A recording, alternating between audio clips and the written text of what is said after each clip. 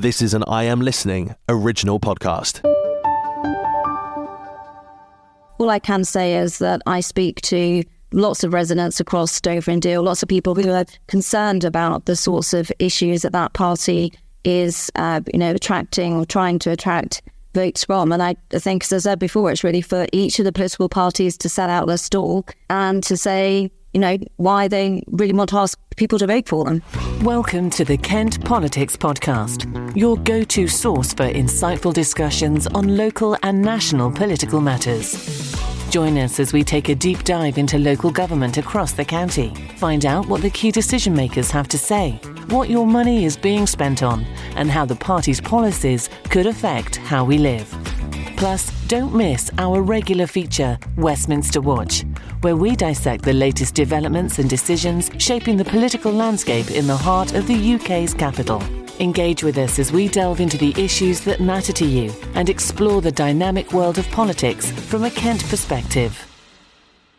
Welcome to the Kent Politics Pod. In a week, it was revealed many of the county's 99 library buildings could be sold off as cash-strapped Kent County Council grapples to find even more savings. Then, days later, they said they wouldn't be sold.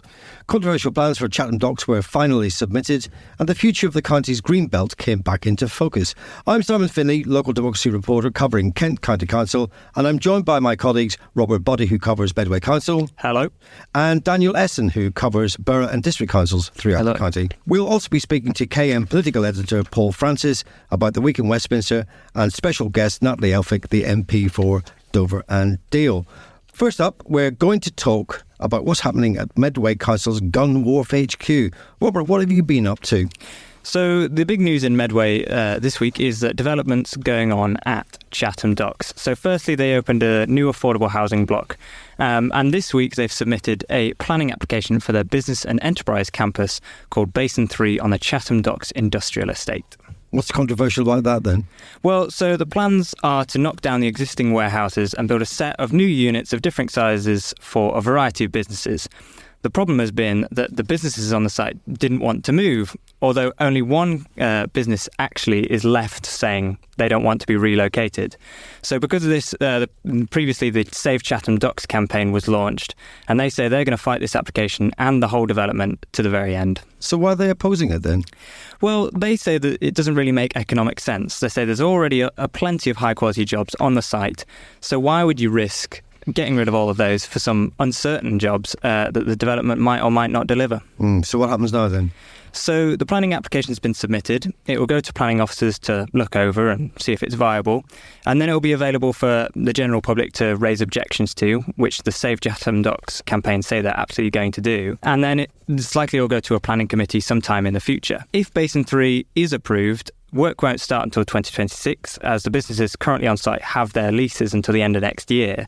And even then, Arcelor Mittal Kent say it's going to hold out and it has a right to renew its lease at the end of 2025, so it may go on beyond that as well. So what else is going on? Slightly less contentious, though still a little bit contentious, was a decision made by the Cabinet a couple of weeks ago to sell off a couple of car parks, the Union Place car park in Chatham and the Temple Street car park in Strood. They said that these would serve the community much better through redevelopment, but that decision, which was made in December, has now been called in by the opposition. Just for clarity, what does calling in actually mean, and what's the reason for doing it? So calling in is basically asking for another look at a decision. So in this case, it went to the Regeneration, Culture and Environment Scrutiny Committee, and it was debated by councillors on January 23rd. The Tories basically said that they don't feel that all possible options have been explored to keep these car parks running, and they don't really see the business case for the decision to sell them. When it went to the committee, the call-in was voted down by the Labour group, so it will progress as normal. And they were pretty scathing towards the Tories, basically saying that they didn't understand the issue, they hadn't read the papers, and that they didn't understand that they weren't just going to flog off these car parks for the first bidder who came along, but actually, if they don't get the right price for it, then they're not going to sell them. So this will go on as it was intended to originally, if slightly delayed.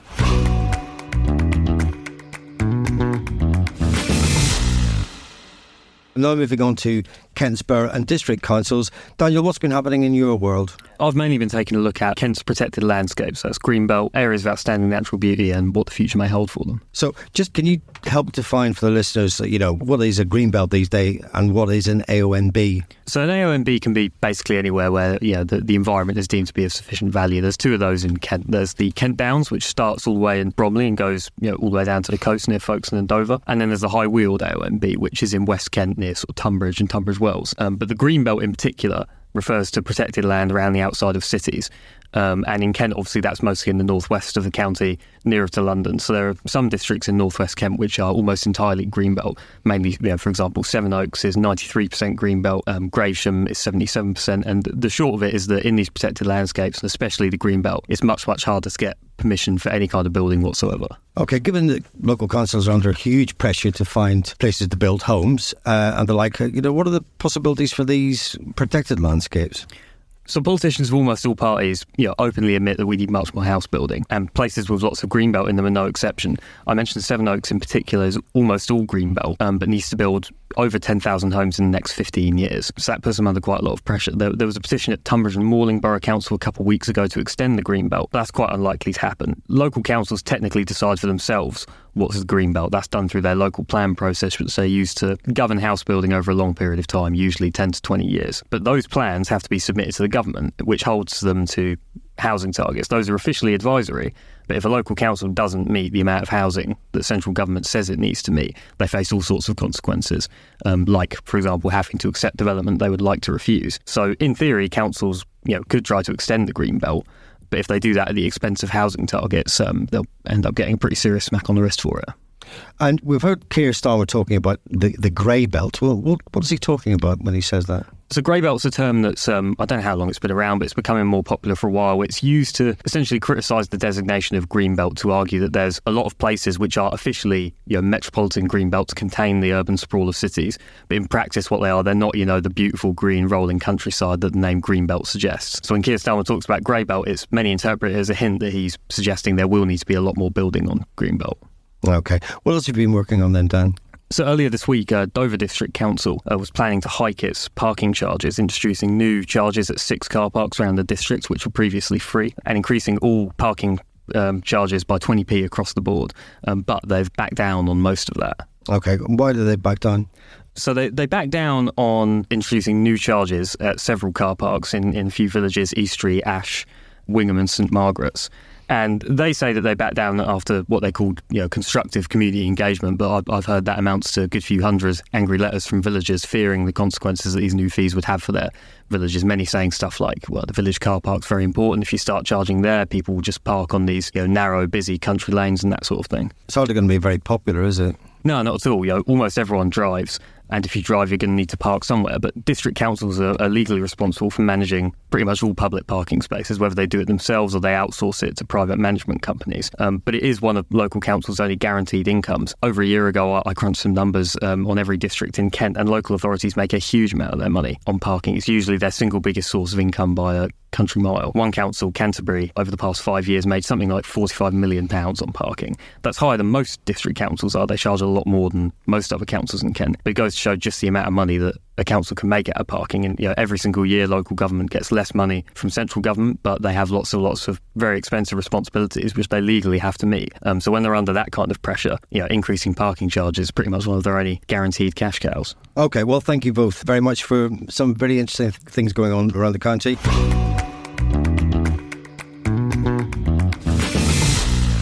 Simon, what's going on with you? What's happening in County Hall? Well, it's been a very interesting week in County Hall. Last Wednesday, the Deputy Leader of Kent County Council, Peter Oakford, stood up and said that the council was effectively thinking about selling off its library stock, the buildings, basically because it can't afford to run them anymore. The council, as everyone possibly will have read, is facing, rising costs, but a squeezed amount of revenue coming from central government. But by the weekend, once that announcement had been made, there was already one campaign group up and running as well as cross-party opposition. My understanding is that some local Conservative members didn't know much about it and were rightly furious. So what happened shortly after they announced it? Well, after they announced it and they had the weekend headlines, on Tuesday a press release dropped saying that there are no plans to dispose of them after all. The Cabinet member Claire Bell said in a press release, and I quote, "We are continuing as we have in the past to monitor and review KCC library services to ensure they are sustainable in the future, looking at all the options. For example, potential for sharing premises with other services such as post offices or adult education, as it happens now in some locations." Effectively, they said it's off the table for now, but never say never. So how is this sort of back and forth played politically? Well, the opposition parties, needless to say, have made hay. The Green Party launched a campaign almost within a few minutes of the story dropping on Kent Online. And the Liberal Democrats, quite rightly, have sort of been making some comparisons to the proposed tip closures, which went down like a lead balloon last year. Anthony Hook described it as the tips on stilts, potentially. And so the KCC elections are coming around next year. I mean, we're still a way out, but how would you call it? Well, I don't like to make predictions for fear that it'll be wrong, but the Tories are saying to me, and quite a lot of them, not just one or two, but quite a few, are saying that they're going to lose a lot of their seats. They've got 60 plus of the 81 seats at County Hall, so that's 3/4, and the other smaller parties have just a handful each.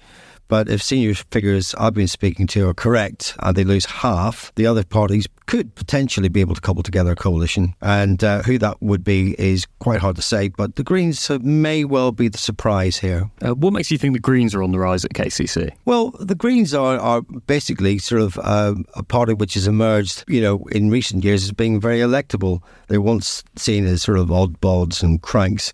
But you've got the likes of Caroline Lucas at Westminster. You've got a youth-leaning left-wing agenda, a very polished political PR operation, and they're now very electable. Plus, locally here in Kent, you've got the enormous house-building programme. Air pollution is getting worse. There's the loss of the countryside, and the wholesale dumping of raw sewage into Kent's rivers and coastal waters has probably helped their cause no end. That's what's been happening across Kent and Medway. Thanks, Robert and Daniel. Thank you. Thanks very much. Is there a topic that you would like to be discussed on the Kent Politics podcast? Perhaps you've got a question for one of our panel, or you'd like to comment on a hot topic in local or national government. Get in touch by emailing or sending a voice note to kentpoliticspodcast@thekmgroup.co.uk. Now we move on to the national picture with the KM Group's political editor, Paul Francis, who's been on Westminster Watch. Hello, Paul. What's been going on? Well, it's been another turbulent week for the Conservatives and in particular for Rishi Sunak, who always seems to have turbulent weeks these days.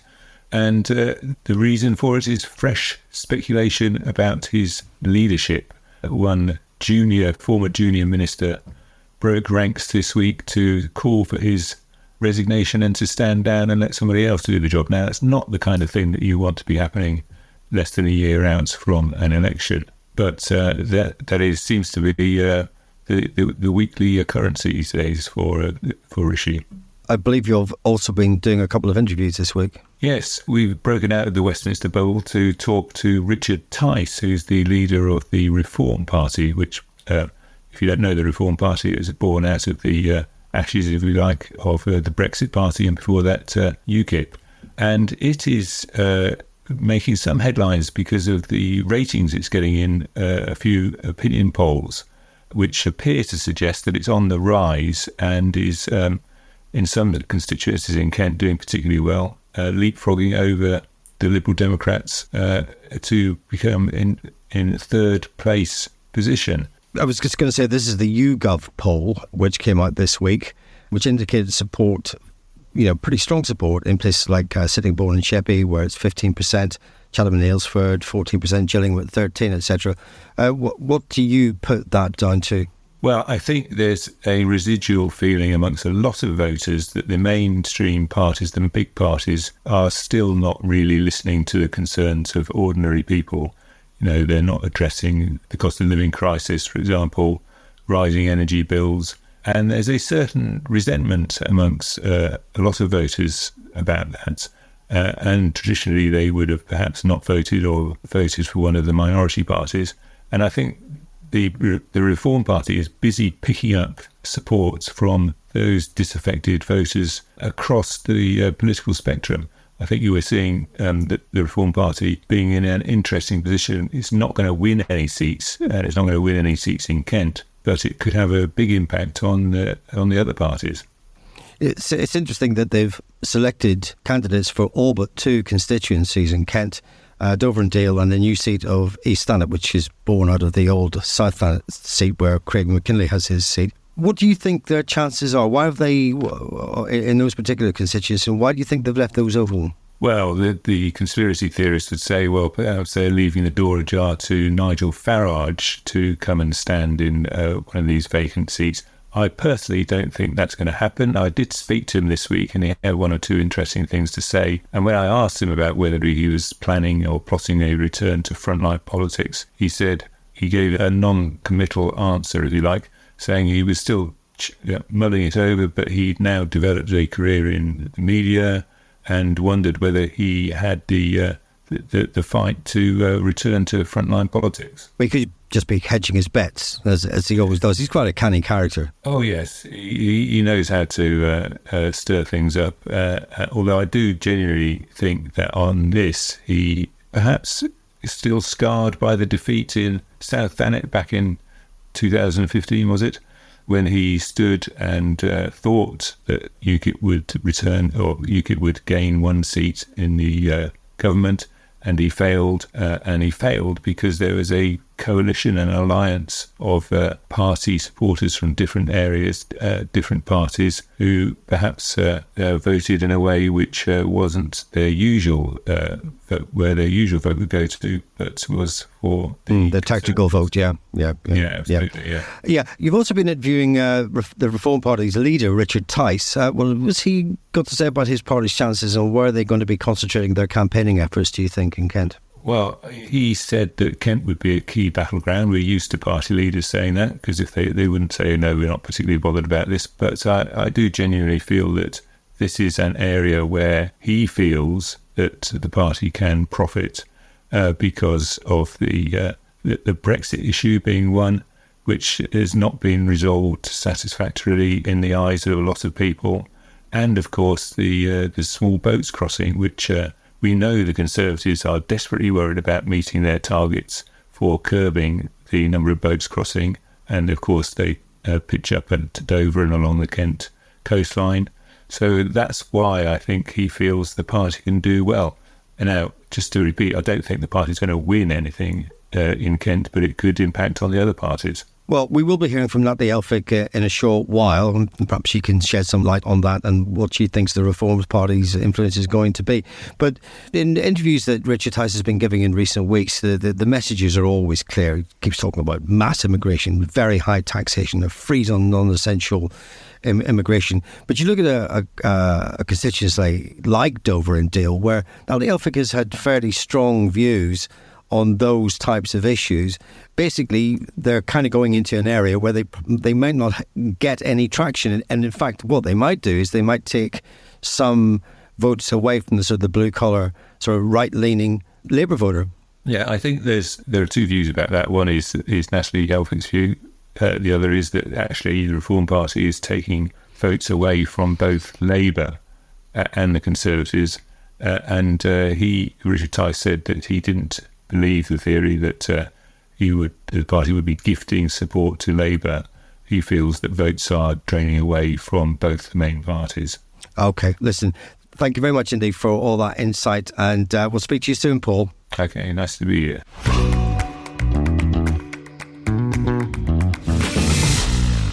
Now we welcome our first special guest, Natalie Elphicke, MP for Dover and Dale. Welcome, Natalie. Hi, Simon. How are you? Very well, thank you. Thanks for asking me.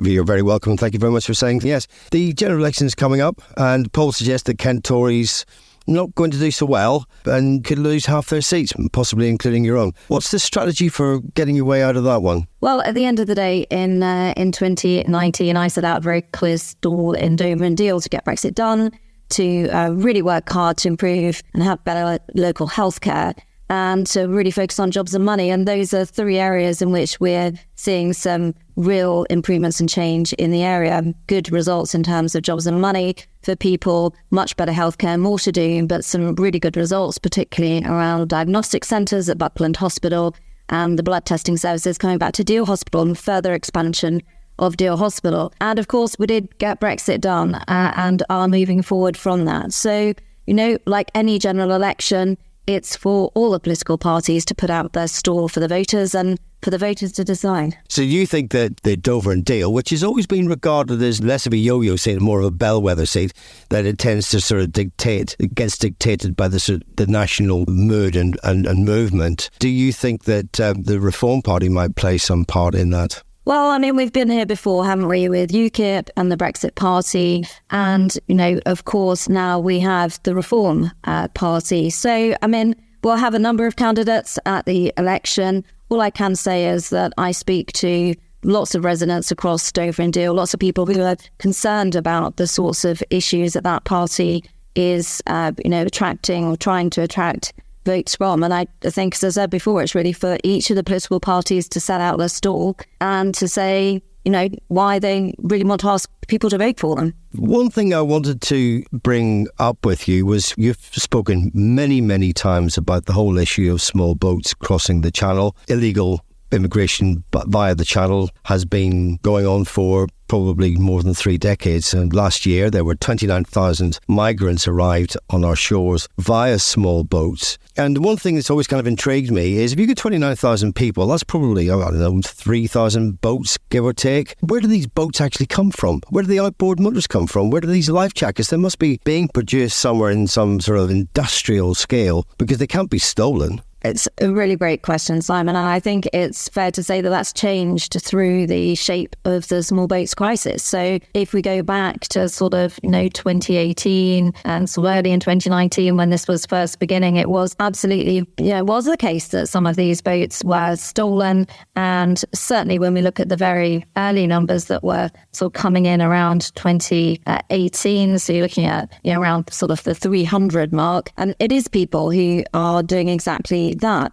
But then we get it becoming a bit more professional. The gangs moving in are always keen to see a chink in border security and see what they can make of it. So people buying the inflatables, buying the engines, and that gearing up. More recently, we've seen a change in the style of boat that is being used. That's particularly because there's been a lot of police and enforcement and intelligence action right across Europe, seizing these boats, seizing these engines. So some of them coming in further afield, like Turkey. Some of them apparently purpose ordered from China. When you say purpose ordered from China, there are factories in China making these boats and then having them transported 2/3 of the way across the world to be used on a beach in Calais. Well, people are ordering the boats from a wide array of sources, and some of those sources have been closed down and are actively closed down by the police and enforcement officers right across Europe. And then sometimes they're coming in through other routes, as I say, reportedly from China and Turkey. So, these are global people smugglers. It's serious organised crime. They get their kit from wherever they can all over the world. And it's absolutely clear in how this has changed through the years that that's what they're doing. Is it just one group or is it a series of different organised crime groups, or how does it work? Can you just sort of explain what the chain is? So there's not one organised crime group that controls the whole of the small boats crossings routes. And that's why it's so important to close down the route itself. And that's something that you've heard me say time and again, that we need to bring the actual route, the small boats crossings route, and so that the people smugglers and the migrants alike know they can't break into Britain in that way. And the reason for that is that there are multiple criminal gangs who operate on a global level and right through to the French beaches. So it can be people who are smuggled as far away as Vietnam or Eritrea, from Iran, a huge amount of different countries. Obviously, more recently, there's been a large number of people from Albania. And there'll be different groups involved in the different people smuggling operations. They'll be collecting money differently. They might be asking for loans or how they raise money, or indeed collect the money when people arrive in the UK differently. There are a whole range of factors. And of course, some of those will be people being people trafficked, particularly concerns around young girls from some of those countries like Eritrea and Vietnam who end up in the country. So it is serious organised crime on an industrial scale. Do you have evidence to suggest that you've got these different organised crime groups all working in cahoots? You might have, a criminal organisation, some sort of mafia organisation, say in China or in Asia, working alongside one that maybe works in Central Europe or, the Middle East. I mean, is there evidence to suggest that there's a joined up pattern between these groups? Well, certainly the National Crime Agency have said that the organised crime gangs that are involved in the people smuggling operations are involved in a vast array of other really serious organised crime activities. And I think what we saw most recently in answer to that particular question, Simon, is we saw with the Albanian groups moving in and working with some of these pre-existing organisations before the Albanian agreement was entered into by the government, which has seen that sort of 90% drop now in Albanians coming in through the small boats route and effectively closed down a large part of that operation. So, there has been some visibility of those groups or individuals working together with other individuals who are in position, and particularly on those French coasts. And anyone who has sort of had visibility of how these operations work is amazed at how these trades are, entered into, openly discussed, actually just on the streets of France and in, of course, the migrant camps. Okay, and finally, the Rwanda bill looks like it's going to go through. Where do you stand on that? Do you think that they will act as a deterrent in the way that the Prime Minister has certainly indicated that he hopes it will, that obviously if you have that deterrent in your back pocket, that it might deter those people from taking to the small boats? Well, we know that where there are returns agreements in place, that they can be very effective as a deterrent. And I mentioned the Albanian agreement. That's been hugely effective. What was, a massive increase in the amount of people who are coming in on the small boats who are Albanian, and now that's, absolutely fallen 90% reduction with that returns agreement. So the returns agreements can work really well. And I think what Rwanda and for Italy, who's done a similar deal with Albania, what those agreements are really looking at as well is, what do you do when it's just simply not possible to return someone who has arrived to the original country that they came from? Now, my long-standing view is the country that they came from is France, and that we should be having a cross-channel agreement with France, a comprehensive cross-channel agreement, so that not only the boats are stopped getting in the water, but wherever people are found in the channel, that they are returned swiftly to France. I do think that would be the surest way to bring an end to the small boats crossing.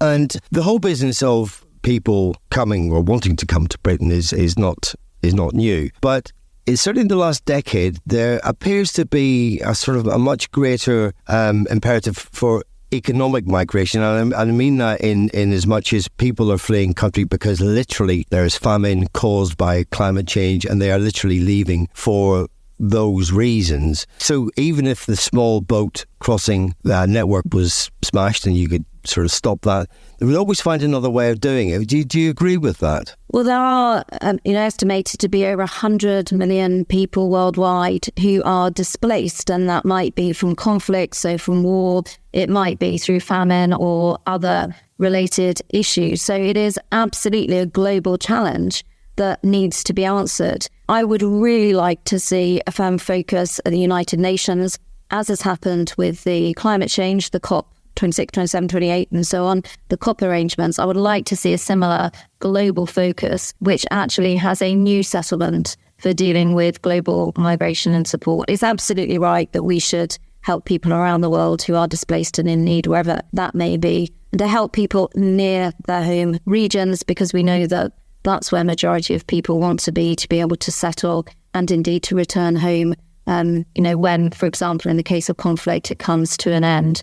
So I absolutely support a new global settlement. I think given the pressures on Western nations, it's becoming very critical that those conversations start and that we have a refresh of actually how some of these traditional movement conventions work to make sure that we're looking after people in the best place possible near their places of home.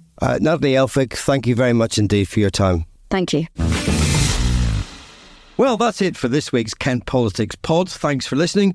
Don't forget to also tune into KMTV on Fridays at 5 p.m. for its politics show, and we'll be back next week with more top news and analysis. All the best now. Thanks for listening to the Kent Politics Podcast. Don't forget to check out stories throughout the week on the politics page of Kent Online. And you can watch the Kent Politics Show with Rob Bailey on KMTV every Friday at 5 p.m. or on demand at kmtv.co.uk. This has been an I Am Listening original podcast. For more information, head over to our website, im-listening.co.uk.